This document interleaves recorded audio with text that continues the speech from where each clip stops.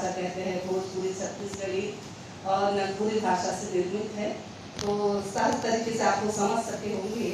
उसके आगे वो कहता है कि इतनी मेहनत के बाद मैं काम करता हूँ और घर आता हूँ तो मेरे हाथ में एक दाना, एक पैसे भी नहीं रहते हैं।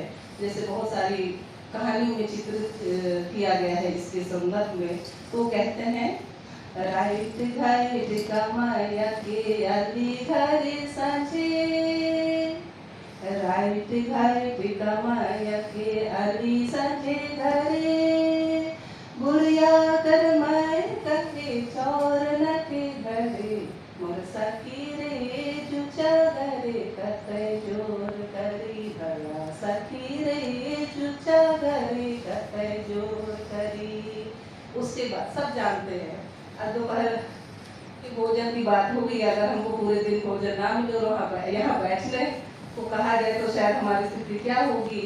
जब बच्चे इंतजार करते हैं शाम को अच्छा भोजन मिलेगा और पिता खाली हाथ आते हैं तो क्या होता है, छौपुताराव गाँव पेट भरे रोवे, छौपुताराव गाँव पेट भरे रोवे, अट चाउर कौन पूछे मड़ुवनी पूरे, मोर सखी रे जुचा घरे कते जोर करी, बरवा सखी रे जुचा घरे कते जोर करी।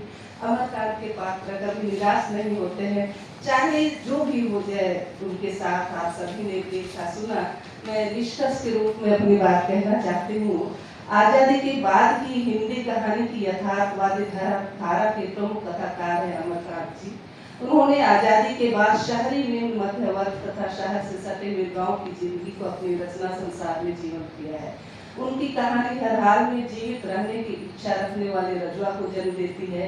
अभाव में भी महान बनने की लालसा नवयुवक के हृदय में अंकुरित करती है। घर से उपेक्षित लगभग 15 वर्ष के लड़के को भूख के कारण चोरी की आदत पड़ती है। पकड़े जाने पर ईमानदारी से अपराध स्वीकार करता है, फिर भी उन पर माँ के पेट से ही यह सब सीख आते हो का ताना सहना पड़ता है। इसी कहानी में 205 कत्ल करने वाला कुख्यात डाकू सुखै के पकड़े जाने पर भय मिश्रित सम्मान की सूचना मिलती है। यह फर्क समाज की कुंठित मानसिकता को दर्शाती है। अमरकांत के पात्रों में जीवन के प्रति सकारात्मक सोच अधिक प्रबल है। हताशा और निराशा में भी कहानी के पड़ाव तक आते इतने आशावादी होते हैं कि दोपहर का भोजन में हर एक सदस्य भोजन के वक्त एक दूसरे की खबर लेते हैं। निर्वासित के पति की आंखों में पत्नी के प्रति कृतज्ञता है। अमेरिका की यात्रा पर निकले नवयुवक में विदेश जाने की चाहत जीवित रहती है।